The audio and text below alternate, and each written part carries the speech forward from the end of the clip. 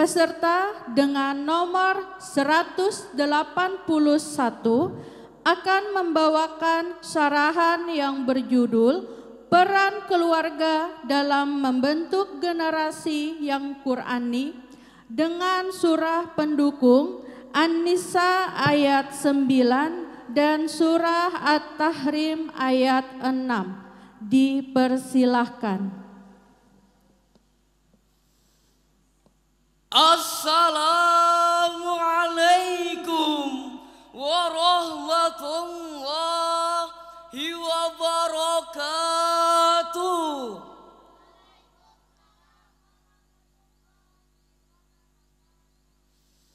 Alhamdulillah, alhamdulillahillazi ja'alal insana khalifatan fil ardh. Asyhadu an la ilaha illallah wahdahu la syarikalah wa asyhadu anna Muhammadan abduhu wa rasuluh la nabiyya ba'da amma ba'd. Keluarga merupakan potret miniatur sekaligus cerminan dan tatanan sebuah masyarakat. Bila keluarga baik, maka akan baik pula masyarakat dan bangsa tersebut. Sebaliknya hadirin, jika institusi keluarga rusak, rumah tangga hancur, maka ini merupakan isyarat awal dari kehancuran sebuah bangsa. Demikian ungkapan Syekh Aidil Fatih Abdullah dalam karyanya Buyutuna Kama Yajibu Antakuna. Ungkapan tersebut menggambarkan betapa penting peran keluarga dalam membangun sebuah bangsa. Jika kita menginginkan bangsa yang baik, maka bangunlah keluarga yang islami, rumah tangga yang Qur'ani, figur ayahanda yang bijak dan berwibawa, serta sosok ibunda yang lembut dan penyantun. Namun seiring perkembangan zaman, keluarga tidak lagi dibangun atas dasar cinta dan iman, namun atas dasar nafsu dan kepalsuan. Rumah tangga yang kita harapkan menjadi madrasatul ula justru menjadi tempat persinggahan semata. Oleh sebab itu, tidak mustahil rumah tangga yang seperti ini akan melahirkan generasi perampok, penjilat, para koruptor, serta sampah masyarakat yang pada akhirnya akan meruntuhkan istana bangsa. Prihatin kami atas dasar tersebut, tergugah hati kami untuk menyampaikan sebuah syarahan yang berjudul Peran Keluarga dalam Membentuk Generasi yang Qur'ani. Dengan rujukan surah An-Nisa ayat 9 sebagai berikut. A'udzubillahi minasyaitonirrajim.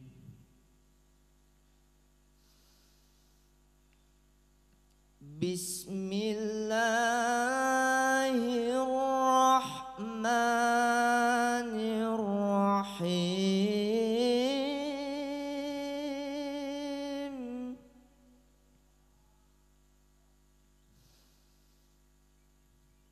وَلْيَخْشَ الَّذِينَ لَوْ تَرَكُوا مِنْ خَلْفِهِمْ ذُرِّيَّةً ضِعَافًا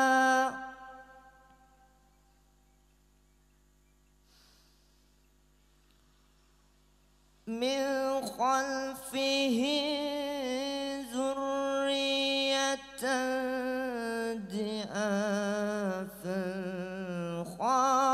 خافوا عليهم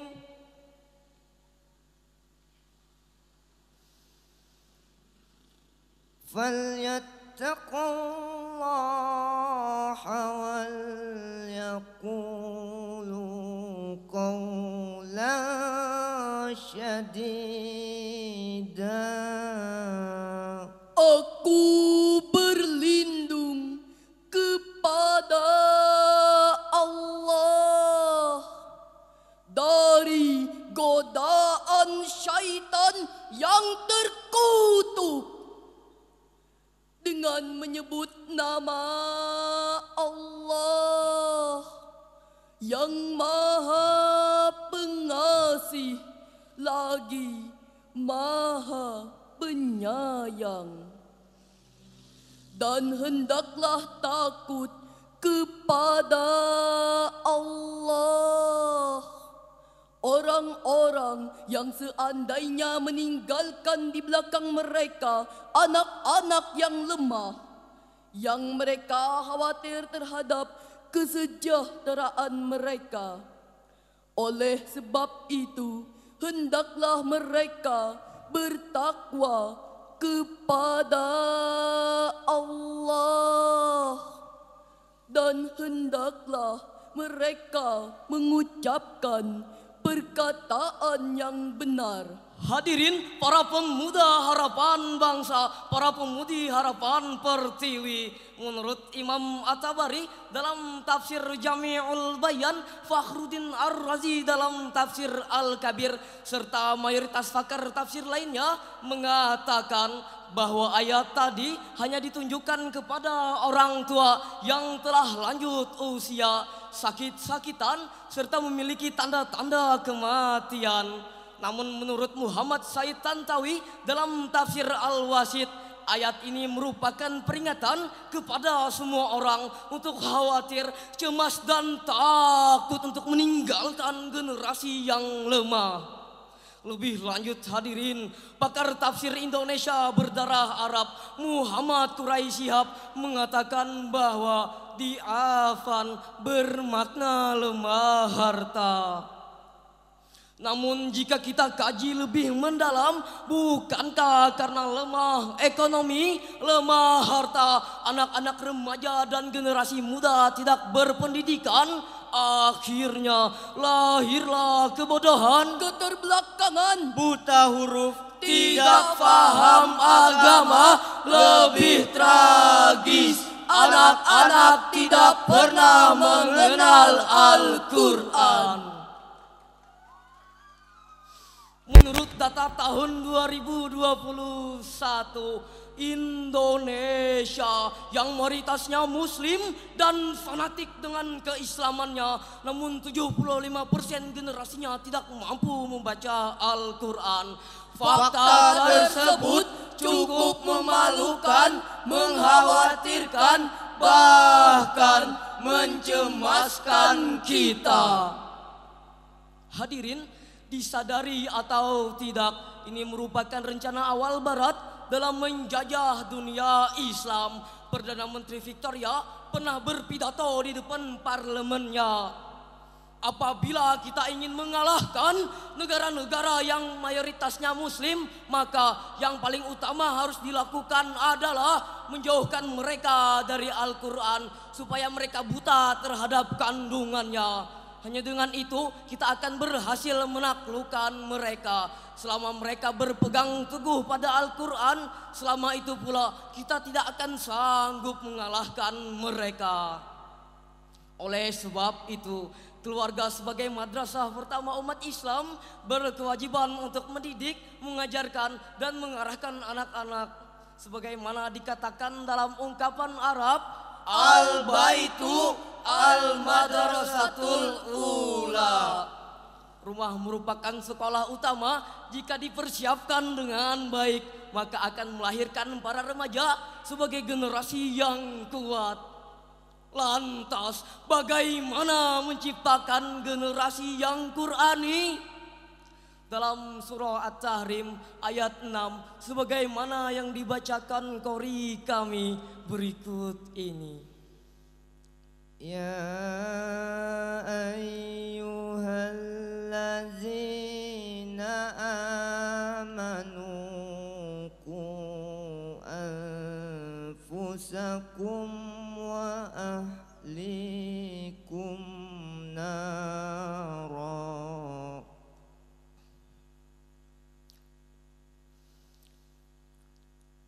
وقودها الناس والحجارة عليها ملائكة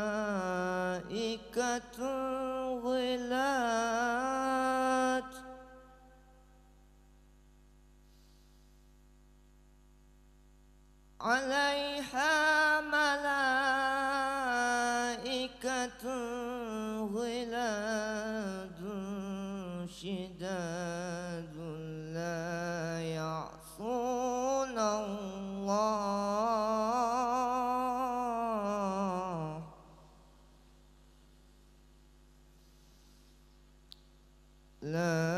يعصون الله ما أمرهم ويفعلون ما يؤمرون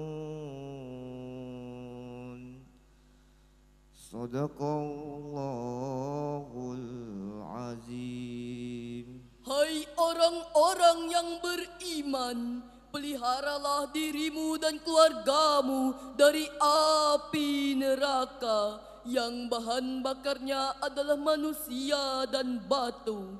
Penjaganya malaikat-malaikat yang kasar, keras dan tidak mendurhakai Allah terhadap apa yang diperintahnya kepada mereka dan selalu mengerjakan apa yang diperintahnya. Maha benar Allah dengan segala firman-Nya. Hadirin para calon penghuni syurga, ketika ayat ini turun, Umar bin Khattab bertanya kepada baginda Rasulullah sallallahu alaihi wasallam, "Ya Rasulullah, kami telah menjaga keluarga kami, tapi bagaimana menjaga keluarga kami?" Lantas Rasulullah menjawab, "Engkau cegah mereka dari larangan Allah dan menyuruh keluargamu kepada perintah Sang Rabbul Alamin." Lebih lanjut hadirin, Imam Ali As-Sabuni dalam tafsir Safatut Tafasir menjelaskan bahwa jagalah dirimu dan peliharalah istri-istrimu dan anak-anakmu dari siksaan neraka yang pedih dengan cara memerintahkan mereka untuk meninggalkan maksiat, mengerjakan ketaatan, serta mendidik dan menanamkan Al-Quran dalam jiwanya. Dengan demikian, ayat tadi merupakan landasan filosofis bagi orang tua dalam menjaga, membimbing, dan mengarahkan anak-anaknya. Sebab itu Dr. Asli Al-Muntaqo dalam kitabnya Kaifa Nusa'idul Abna ala Qiyamihimul Khuluqiyah mengatakan bahwa anak-anak memang butuh materi, anak-anak juga memerlukan tarbiyah jasmaniyah, namun mereka jauh lebih memerlukan tarbiyah Islamiyah, Rabbaniyah, dan Qur'aniyah. Sejarah telah membuktikan, bukankah orang seperti Alfredo Timothy, seorang mafia kelas kakap dunia, Johnson the Lion Boy, seorang La Cosa Nostra Amerika, Kazuo Nomigaki, seorang Yakuza Jepang, serta Lee Taigeri, seorang preman Hong Kong. Mereka telah menciptakan keonaran dunia, membajak pesawat, menjadi gembong narkoba, memperjualbelikan wanita. Ternyata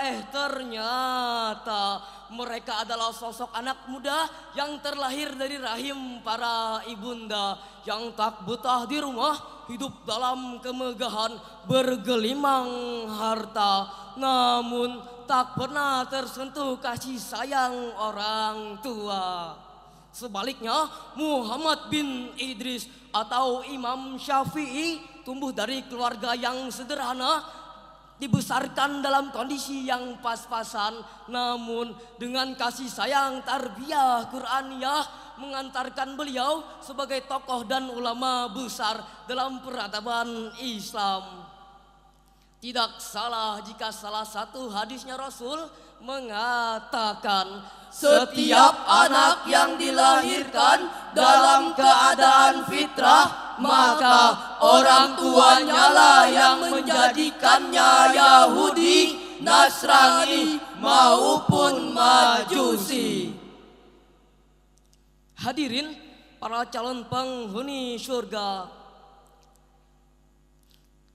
akhir dari syarahan ini dapat kita simpulkan bahwa keluarga merupakan benteng pertama umat Islam. Jika kita mendambakan masyarakat yang taat, umat yang hebat, bangsa yang kuat, maka marilah ciptakan keluarga-keluarga yang sakinah, yang menjadikan Al-Quran sebagai pedoman dan jalan hidup. Mengakhiri syarahan ini, kami persembahkan sebuah pantun. Belati disimpan dalam sarung ya, naik ke atas menggunakan tangga. hati siapa yang tak bahagia, hidup makmur di keluarga. Demikian yang dapat kami sampaikan. Mohon maaf atas segala kekurangan dan terima kasih atas segala perhatian. Wabillahi taufik wal hidayah war ridho wal inayah. Wassalamualaikum warahmatullahi wabarakatuh.